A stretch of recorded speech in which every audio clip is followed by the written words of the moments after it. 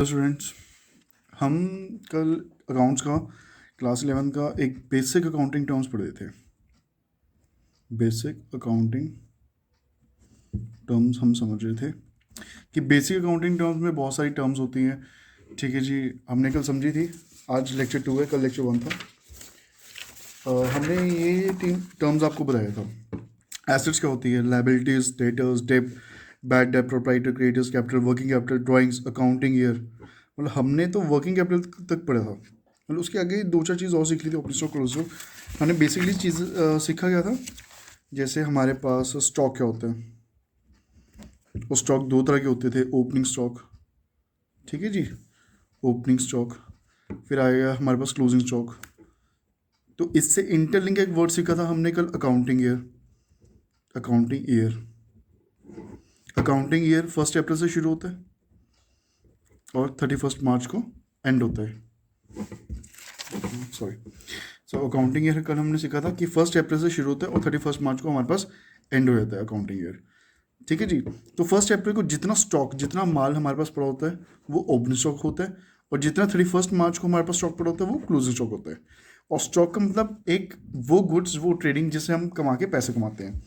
Goods sir, goods फिर क्या होता है, गुड्स भी एक चलती फिरती चीज़ है। चलती फिरती इन द सेंस वो ट्रेडिंग में यूज़ होती है for the sale and purchase to earn money.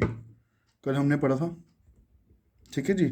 उसके बाद हमने गुडविल देखी थी। गुडविल क्या होती थी सर, गुडविल होती है reputation of the company. Company की क्या रेपुटेशन है। फॉर एग्जांपल अगर हम नोकिया या आईफोन को कंपेयर करें तो इनकी अपनी रेपुटेशन है। मैं ये नहीं बोला कोई अच्छी है कोई बुरी है, इनकी अपनी रेपुटेशन, क्या अपनी रेपुटेशन है। डेटर्स हमने देखा था सर, एक वो इंसान होता है जिनसे हमने पैसे लेने हैं। डेटर्स एक वो इंसान होते हैं जिनसे हमने पैसे लेने हैं, और जितने पैसे लेने हैं, the amount we need to have, जितने हमने उससे पैसे लेने हैं वो अमाउंट डेब्ट कहती है। उस अमाउंट को हम डेब्ट कहते हैं। और अगर उस पैसे ना मिले, अगर वो पैसे हमें ना मिले तो वो बैड डेब्ट हो जाते हैं, पैसे खत्म। ठीक है जी। उसके बाद हमने सीखा था क्रेडिटर्स क्या होता है सर। क्रेडिटर्स हमने देखा था, मतलब डेटर्स हमने देखा था। डेटर्स का ऑपोजिट क्रेडिटर्स, जितने हमने पैसे देने हैं जिस इंसान को हमने पैसे देने होते हैं वो क्रेडिटर्स होता है। प्रोप्राइटर, प्रोप्राइटर हमने कल देखा था। प्रोप्राइटर होता है owner, owner of the business. Capital हमने देखी थी, कैपिटल होती है वो अमाउंट जो प्रोप्राइटर इन्वेस्ट करता है इनिशियली, स्टार्टिंग में जो अमाउंट इन्वेस्ट करता है इनिशियली। मैं फिर से बता देता हूँ सर आपको, अगर आप नहीं हो तो ये पीडीएफ जो है, ये जो नोट्स है, ये मेरे नोट्स आपको लिंक डिस्क्रिप्शन में दे दूंगा। वहाँ से लिंक से आप कॉपी कर सकते हो, डाउनलोड कर सकते हो, या फ़ोन में आप देख सकते हो। ठीक है जी।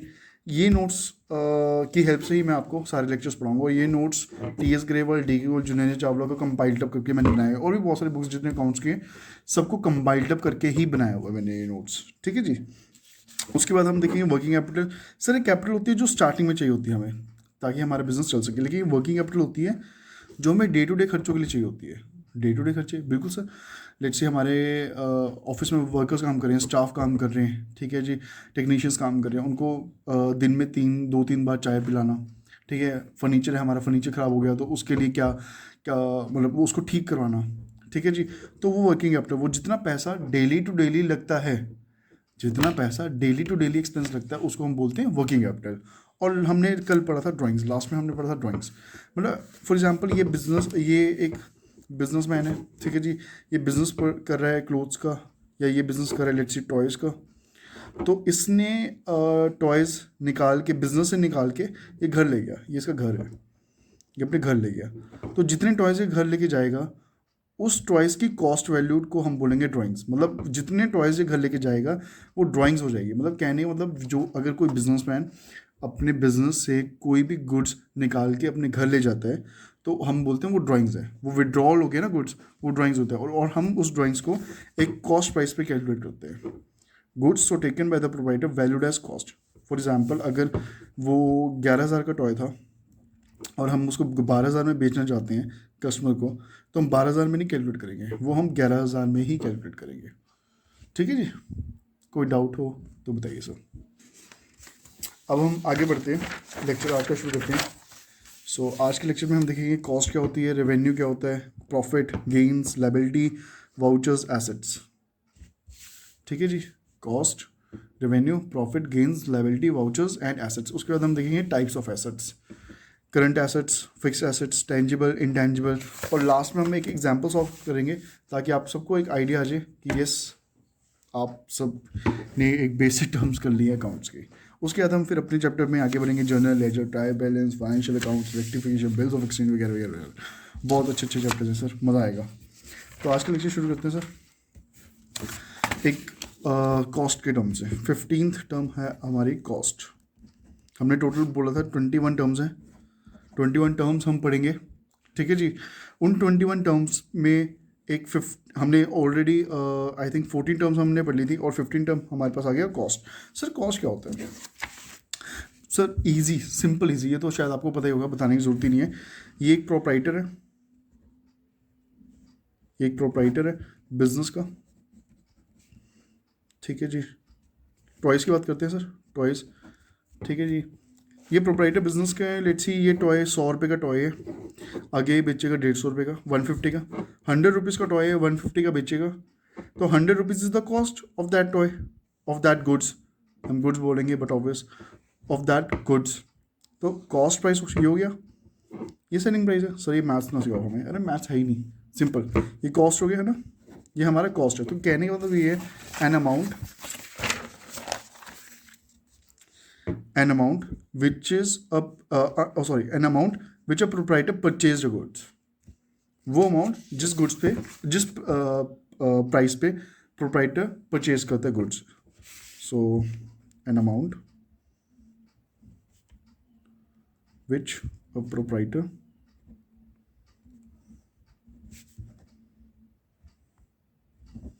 परचेज्ड अ गुड्स, ठीक है जी, कोई डाउट? उसके बाद हम पढ़ेंगे रेवेन्यू। सर रेवेन्यू क्या होता है? सर हमने यहाँ एग्जांपल लिया था, कॉस्ट थी 100 रुपीज़, हम बेचेंगे 150। अब इसमें साफ साफ आपको दिख रहा है कि 50 रुपीज़ का प्रॉफिट ऐड है, ठीक है जी। 50 रुपीज़ का ऑलरेडी प्रॉफिट ऐड है, तो 150 सेल प्राइस हो गया, मतलब हमने 150 की सेल कर दी है, टॉय 150 का हमने सेल कर दिया। Sir sale itself a revenue, self itself a revenue. कहने का मतलब क्या हो गया कि revenue is an amount which a person received after selling और आफ्टर सेलिंग ऑफ गुड्स, ठीक है जी। तो कहने का मतलब रेवेन्यू एक वो अमाउंट है, रेवेन्यू एक वो अमाउंट है जब पर्सन को मिलती है, प्रोप्राइटर को मिलेगी, प्रोप्राइटर को मिलेगी, जब कस्टमर को ये बेचेगा प्रोप्राइटर को मिलेगी, तो 150 is the revenue amount. Sir 150 तो सेल अमाउंट नहीं होगी, सर सेल को ही रेवेन्यू बोलते हैं, एक नया टर्म है, सेल को ही रेवेन्यू बोलते हैं। फॉर एग्जांपल ये नोटबुक है, इस नोटबुक को हम नोटबुक बोल लेते हैं, नोटबुक को हम कॉपी बोल लेते हैं, रजिस्टर बोल लेते हैं, वो एक ही बात है सर। तो स्कैनिंग ऑफ द अकाउंट्स में रेवेन्यू इज कॉल्ड सेल्स। पूरा पढ़ लेते हैं एक बार, आपको डाउट क्लियर हो जाएगा। Revenue is an amount which a person received after selling of goods. Example, a proprietor bought the goods at the cost of 100, he added a profit of 50 on it and sold it as a 50। मतलब उसने 100 का खरीदा, 50 rupees का profit add किया और cell कर दिया 150 का। So when he receive 150 from the customer, जब उसको 150 रुपीज़ मिलेंगे कस्टमर से, ठीक है जी, जब उसको 150 रुपीज़ कस्टमर से मिलेंगे as a selling price, then 150 amount is known as the revenue for a business by a proprietor. Simple है सर, कोई डाउट तो नहीं है। नेक्स्ट वर्ड है हमारे पास profit. Profit is simply the revenue minus cost, but obvious है जैसे रेवेन्यू सेल प्राइस होगी 150 माइनस 100, तो 50 is a profit. Starting with the above example, 50 rupees is the profit of the proprietor, ठीक है जी। यहाँ तो कोई डाउट हो सर? हमने 3 टर्म से शुरू किया, कॉस्ट, रेवेन्यू, प्रॉफिट। यहाँ तो कोई डाउट नहीं, आगे बढ़ते हैं। इन केस कोई डाउट होगा सर या मेरी राइटिंग समझ नहीं आ रही तो PDF से देख सकते हो, नहीं समझ आएगा तो मेरा नंबर है, मुझे कॉल करके पूछ सकते हो, या फिर asquareteachings.com की वेबसाइट पे जाके आप देख सकते हो। उसके बाद हम शुरू करते हैं सर यहाँ पे 17th पॉइंट, गेन्स क्या होता है। गेन्स क्या होता है, ठीक है जी। सर अभी हमने देखा प्रॉफिट क्या देखा था हमने, सॉरी 18th पॉइंट है ना प्रॉफिट, 17 पॉइंट गेन्स, प्रॉफिट हमने पढ़ लिया। गेन्स, सर गेन्स क्या होता है? ये प्रोप्राइटर है, ओनर है बिजनेस का, ये उसका बिजनेस है। उसके बिजनेस में तीन चार चीज़ें पड़ी है। एक तो गुड्स जो वो सेल कर रहे हैं, एक कंप्यूटर पड़ा है, एक उसके पास फर्नीचर पड़ा है। फर्नीचर में कैटेगरी लगा लेते हैं, उसके पास एक तो पड़ी है उसके पास चेयर, एक पड़ी है उसके पास रिवॉल्विंग चेयर, ठीक है जी, और एक उसके पास डेस्क पड़ा है, ठीक है जी। अब प्रोप्राइटर गुड्स जो बेच रहा है, जो तो उसका मेन पर्पस ही यही है, धंधा ही उसका ये, बिजनेस है उसका ये। गुड्स बेचने के बाद जो पैसे कमाएगा वो उसकी सेल होएगी, ठीक है, गुड्स बेचने के बाद। तो उसके यहाँ पर प्रॉफिट हम गिनेंगे। ये तो रेकरिंग नेचर पे आ गया ना सर। रेकरिंग का मतलब होता है बार बार बेचना, बार बार बेच रहे गुड्स। लेकिन सर एक बात बताओ, क्या चेयर भी बार बार बेच रहे हैं? नहीं। रिवॉल्विंग चेयर बार बार बेच रहे हैं? बिल्कुल नहीं। डेस्क कंप्यूटर बार बार बेच रहे हैं? बिल्कुल नहीं, बिल्कुल भी नहीं।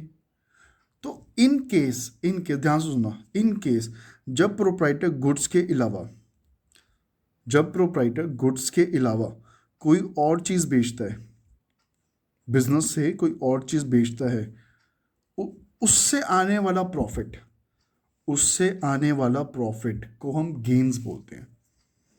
उससे आने वाले प्रॉफिट को हम प्रॉफिट नहीं बोलते, बिकॉज प्रॉफिट एक सेल में से निकला हुआ है। कहने का मतलब ये है, यहाँ पर हमने देखा था कि ये टॉयज़ का बिजनेस कर रहा है, ठीक है जी, ये टॉयज़ का बिजनेस कर रहा था ना यहाँ पे। तो टॉयज़ तो बार बार बेचेगा, खरीदेगा बेचेगा, खरीदेगा बेचेगा, तो इससे आने वाला सेल प्राइस में से जुड़ा हुआ प्रॉफिट को हम प्रॉफिट बोलते हैं, ठीक है। इससे आने वाला मुनाफा, प्रॉफिट को हम प्रॉफिट बोलेंगे। लेकिन जो चीज़ हम बार बार नहीं बेचते, जो चीज़ हम एक बार ही बेचते हैं, फॉर एग्जांपल चेयर हमें लगा पुरानी हो गई है, इसको हमने बेच दी, और इससे आने वाला प्रॉफिट को हम बोलेंगे गेन्स। लेट्स सी, इस बिजनेस, ये तो बिजनेस था ना इसका, इसकी एक और ब्रांच है, इसको लगा ये ब्रांच अच्छी नहीं चल रही, ये बिल्डिंग थी इसकी, इसको लगा ये बिल्डिंग अच्छी नहीं चल रही, तो इसने ये बिल्डिंग बेच दी, इसने ये बिल्डिंग सोल्ड आउट कर दी। तो जितने की सोल्ड आउट करी, उसमें जितना इसने, इसको लगा होगा कि यार ये कॉस्ट थी, ये प्रॉफिट था, तो वो प्रॉफिट को हम प्रॉफिट नहीं, वो गेन्स ही बोलेंगे। सर हुआ तो प्रॉफिट ही है, लेकिन हम बोलेंगे गेन्स क्यों? क्योंकि वो बार बार नहीं होता, वो एक ही बार होता है। तो hence gain is a profit of irregular और नॉन रेकरिंग आइटम, ठीक है, समझ आया? प्रॉफिट, गेन क्या होता है, सॉरी, गेन होता है वो प्रॉफिट जो हम बार बार नहीं बेचते, जो एक ही बार बेचते हैं, item in the business. Irregular है, रेगुलर तो है नहीं, बार बार तो है नहीं, इरेगुलर है। और non recurring item in the business, for example profit on sale of fix assets. Sir fix assets क्या होती है, पढ़ेंगे सर, आगे आएगा एसेट्स। अभी सब बात के लिए आप ये जान लो कि वो सॉरी, वो चीज़ें जो हम गुड्स में डील नहीं करते, गुड्स के अलावा वो सारी चीज़ें अगर हम बेचेंगे तो हमारा गेन्स कहलाता है। उसके बाद हम नेक्स्ट पढ़ते हैं सर, लाइबिलिटी क्या होती है। गेन्स के बाद लाइबिलिटी आता है, ठीक है जी। लाइबिलिटी क्या होता है? लाइबिलिटी कौन सा पॉइंट है? 19th point, liability. Sir liability होती क्या है? लाइबिलिटी एक वो अमाउंट होती है जो प्रोप्राइटर लेता है बिजनेस को चलाने के लिए आउटसाइडर से। सर क्या बात कर रहे हो आप? शुरू में लेता है सर, ये चीज़, ये प्रोप्राइटर है, ये उसका बिजनेस है, ठीक है जी, ये उसका बिजनेस है। अब बिजनेस को चलाने के लिए जो उसने अमाउंट डाली है, जो उसने मनी डाली है, उसको तो हमने बोल दिया ना कैपिटल है वो, उसको हमने बोल दिया कैपिटल है वो, ठीक है जी। जितनी अमाउंट वो डालेगा, या पैसा डाल रहा है, कैश डाल रहा है, या कोई और items except then rather than cash, ठीक है, वो कैपिटल में गिनी जाएगी, ठीक है जी। लेकिन अगर उसने ये सारी चीज़, या इनमें से कोई भी छोटी सी चीज़, या कोई भी चीज़ किसी और आउटसाइड पार्टी से, ये आउटसाइड पार्टी है, ये किसी और बंदे से इसने ली है, ताकि ये अपने बिजनेस में डालेगा और मतलब पैसा डालेगा और बिजनेस चलाएगा, ठीक है जी। तो इसने ये चीज़ उसको वापस भी करनी होगी जितना डालेगा। फॉर एग्जांपल इसने 1,00,000 रुपीज़ लिए अपने बिजनेस को चलाने के लिए, 1,00,000, तो इसके सर पे टेंशन है, इसके सर पे टेंशन है सर कि यार 1,00,000 रुपीज़ मैंने देने भी है, 1,00,000 रुपीज़ मैंने देने भी है। ध्यान सुना सर, बिजनेस को चलाने के लिए लिए इसने, तो हैंस वो लाइबिलिटी कहलाएगी हमारी।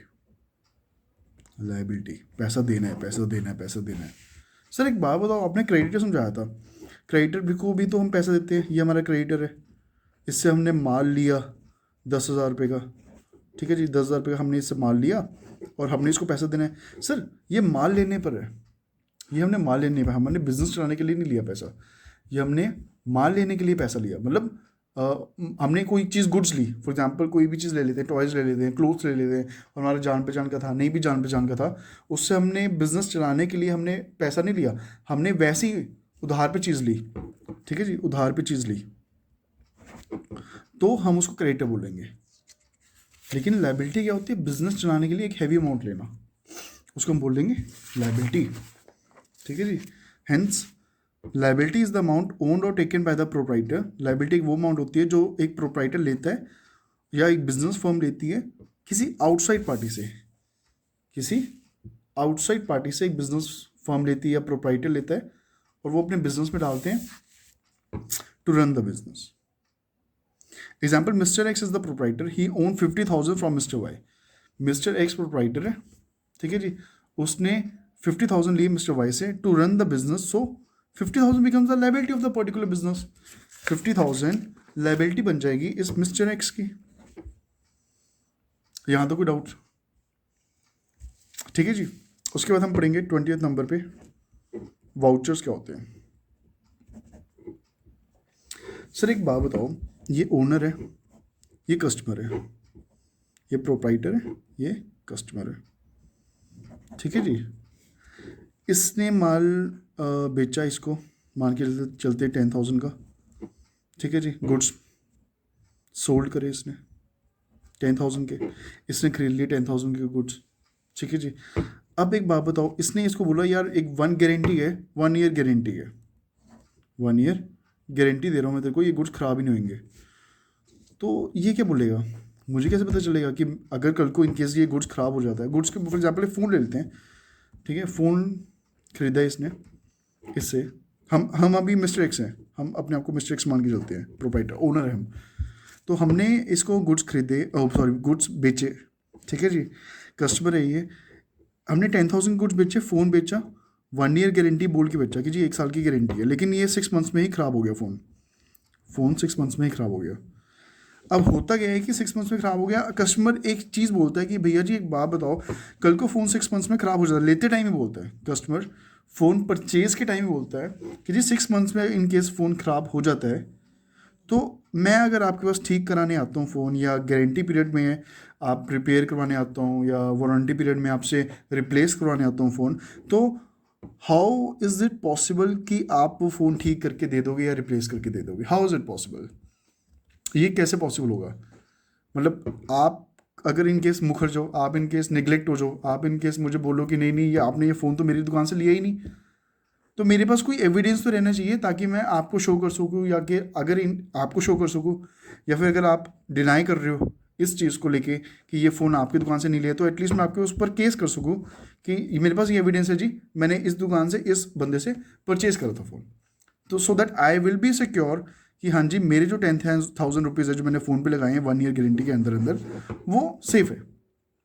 सर वो एविडेंस जो प्रोप्राइटर इसको देगा उसे हम वाउचर बोलेंगे। तो तभी बोलते हैं ना, जागो ग्राहक जागो, बिल लेके आओ, बिल लेके आओ, बिल लेके आओ दुकानदार से, तो सो दैट कस्टमर को कभी दिक्कत नहीं होनी चाहिए, so that customer is the king of the market, customer को भी दिक्कत नहीं होनी चाहिए। हेंस वाउचर कह लो, आप बिल कह लो।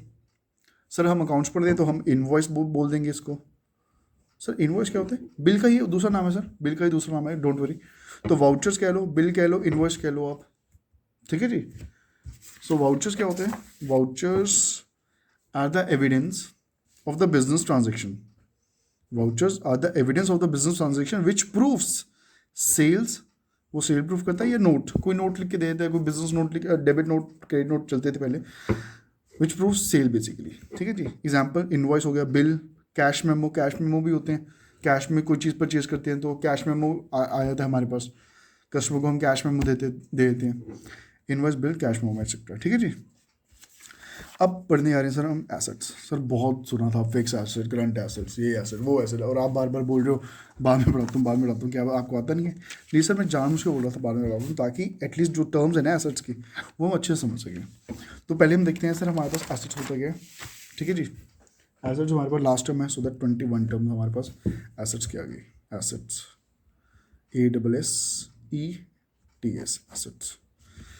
सर एसेट्स मैंने आपको ब्रीफ दिया था स्टार्टिंग में कि वो चीज़ें जो हमारी खुद की होती है, मतलब ये एक प्रोप्राइटर है, ये बिजनेस है इसका, इस बिजनेस में इसका फर्नीचर लगा लो, ठीक है जी, इस बिजनेस में इसका कंप्यूटर लगा लो, इस बिजनेस में इसका चेयर्स लगा लो, ये और गुड्स जो ये गुड्स बेच रहे हैं, ठीक है, ठीक है जी, गुड्स लगा लो, और कार लगा लो जिससे ये आते जाता है कार। तो ये सारी चीज़ें जो उसकी खुद की हैं वो एसेट्स हो जाएगी। ठीक है, इजी है। Hence assets are the property. So property भी होती है, बिल्कुल सर। ये बिजनेस जो है वो उसका खुद का ही है ना, बिल्डिंग जिस बिजनेस में वो काम कर रहे हैं।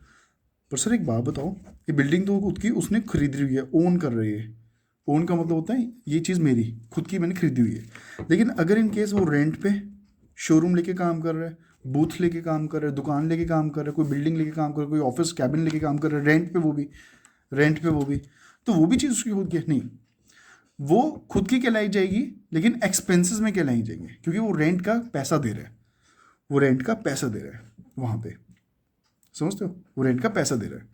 तो एक्सपेंसेस में कहलाई जाएगी, वो हम आगे पढ़ेंगे जब हम प्रॉफिट एंड लॉस अकाउंट पढ़ेंगे। अभी तक के लिए हम इतना सीखते हैं कि एसेट्स का मतलब क्या होता है, वो चीज़ें जो हमारी खुद की है। ठीक है जी। सो हम यहाँ पढ़ रहे थे sir, assets are the property or legal right owned by an individual or business to which money can be attached. Money value यहाँ पर लिखना भूल गया मैं, hence money value can be attached. In other words, if a person has a right of ownership, if a person has a right of ownership of a particular thing, then that thing is an asset of that person. For example, furniture, land, building, etc. वही same चीज़ लिखी हुई है sir. अब हम पढ़ते हैं types of assets. पहले आएगा करंट एसेट्स। सर इसी में समझा दूँ, ये लो टाइप्स ऑफ एसेट्स। हमने पहले वर्ड देखा current asset. Sir current asset का मतलब वो चीज़ होती है जो बार बार आ रही है, बार बार जा रही है। मतलब हम एक तो परचेज कर रहे हैं और फिर हम सेल कर रहे हैं, परचेज सेल। तो इसमें से कौन सी परचेज होगी? गुड्स ही होगी, है ना। Hence current assets are those assets which are to be there in a business for less than 1 year. Obviously sir, अगर हम कोई सी चीज़ सेल परचेज कर रहे हैं बार बार कर रहे हैं, तो 1 साल तक थोड़ा ना टिकेगी वो चीज़, which is less than 1 year, which are held by the business with the purpose of converting them into cash. वो किस पर्पस के लिए बिजनेस में? Which are held by the business with the purpose of converting them into cash with a short period of time. For example stock या goods, है ना। तो sir fix assets क्या होंगी? Fix assets are those assets which are there in a business for more than 1 year, जो 1 साल से ज़्यादा के लिए बिजनेस में, with the purpose for not to resale but either as an investment और फॉर बिजनेस ऑपरेशन। सर ये तो इंग्लिश लिखा है, इंग्लिश तो हमें नहीं पढ़नी आती है, समझाओ सर। सिंपल सी चीज़ है, हमने करंट एसेट्स पढ़ दिया, हम फिक्स एसेट्स एक वो एसेट्स होती है जो मोर देन 1 ईयर होती है। मोर दिख नहीं रहा सर, ओके सर, मोर देन 1 ईयर होती है। फिक्स एसेट्स मोर देन 1 ईयर होता है। तो यहाँ पे अगर हम देखें कि फर्नीचर, कंप्यूटर, चेयर्स ये 1 साल से ज़्यादा ही रहेगा हमारे पास, बार बार लेंगे थोड़ा ना इसको। बिल्डिंग 1 साल से ज़्यादा, तो ये सारी की सारी हमारे पास फिक्स एसेट्स हो जाती है। हेंस फिक्स एसेट्स कौन सी होगी सर हमारे पास? Fix assets are those assets which are to be there in a business for more than 1 year with the purpose for not to resell but either as an investment or for the business operations. Example, furniture, machines, land, building, etc. यहाँ तक कोई doubt है sir? Assets हमने पढ़ लिया था, assets क्या होता है, उसके बाद हमने करंट एसेट्स, उसके बाद हमने फिक्स एसेट्स। अब हम इंपॉर्टेंट तो चलो सारी हैं, लास्ट में हम देख लेते हैं टेंजिबल एसेट्स और non tangible assets. Non tangible assets, ये सी पॉइंट है सर, ये डी पॉइंट है टाइप ऑफ एसेट्स का। सर दिखता ही नहीं सर, कॉपी तो ठीक कर लो। ओके। तो टेंजिबल एसेट है सर ये, तो ये नॉन टेंजिबल एसेट है। इसमें फ़र्क क्या होता है देख लेते हैं। टेंजिबल से वर्ड का मतलब समझ आ रहा है जिसको हम छू सकते हैं, कैन बी सीन, टच और हैव अ फिजिकल एग्जिस्टेंस, जिनका फिजिकल एग्जिस्टेंस है। ठीक है जी। टेंजिबल एसेट्स कौन सी होती है? जिनको हम छू सकते हैं, जिनको हम टच कर सकते हैं और जिनका एक फिजिकल एग्जिस्टेंस है। तो सर एक बात बताओ, furniture, computer, chairs, goods including goods, car, ये सारी टेंजिबल एसेट्स है क्योंकि हम इनको सारे कुछ छू सकते हैं। बिल्कुल बिल्कुल जी, सारी टेंजिबल एसेट्स हैं। मतलब कहने का मतलब वो चीज़ होगी आपके पास कि हम अगर करंट एसेट्स को देखें, करंट एसेट्स भी हमारे पास टेंजिबल है, फिक्स एसेट्स भी हमारे पास टेंजिबल है। ठीक है जी। तो सर एक बात बताओ, फिर नॉन टेंजिबल कौन सी होगी? सर हमने एक वर्ड सीखा था, गुडविल, है ना? गुडविल सीखा था ना हमने, सर हमने सीखा था। अरे क्या बात कर रहे हो सर, बिल्कुल सीखा था। चलो तुम आपको गुडविल गुडविल गुडविल, ये देखो 6 पॉइंट पे हमने कल गुडविल सीखा था। Goodwill is a reputation of a business. Goodwill को हमने डिफाइन करा था as a reputation of a business. तो गुडविल हमने सीखा था कल। ठीक है जी। क्या गुडविल को हम देख सकते हैं? क्या हम उसको देख सकते हैं? क्या हम गुडविल को टच कर सकते हैं? क्या गुडविल की फिजिकल एग्जिस्टेंस है? बताइए सर। ना तो हम देख सकते हैं, ना टच कर सकते हैं, फिजिकल एग्जिस्टेंस है। लेकिन गुडविल एक एसेट ज़रूर है। गुडविल एक एसेट ज़रूर है कंपनी की, प्रोप्राइटर के बिजनेस फर्म की। ठीक है जी। वो एक एसेट ज़रूर है। सर एसेट कैसे होगी? अरे क्यों नहीं होगी एसेट? किसकी है वो? खुद की है ना, बिजनेस फर्म की है ना, तो एसेट ही होगी उसकी। उसकी है, किसी और की थोड़ी ना। हैंस गुडविल एक एसेट हुई। कौन सी asset? Non tangible asset. Non tangible asset जिसको हम देख नहीं सकते, छू नहीं सकते, टच नहीं कर सकते, फिजिकल एग्जिस्टेंस नहीं है। तो यहाँ पर हम देख लेते हैं sir, tangible assets are those assets which can be seen और टच, और those assets which have physical existence, example land, building, machines etcetera. ठीक है जी। लेकिन इंटेंजिबल एसेट्स कौन सी होती है? और also known as non tangible assets. इनको नॉन टेंजिबल एसेट्स के नाम से भी जाना जाता है क्योंकि टेंजिबल का ऑपोजिट नॉन टेंजिबल होता है। इट इज़ ऑपोजिट वही टेंजिबल एसेट्स मीन्स वो सारी assets, those assets which can not be seen और टच, और those assets which do not have any physical existence, कोई फिजिकल एग्जिस्टेंस नहीं है। Example goodwill. गुडविल। ठीक है जी।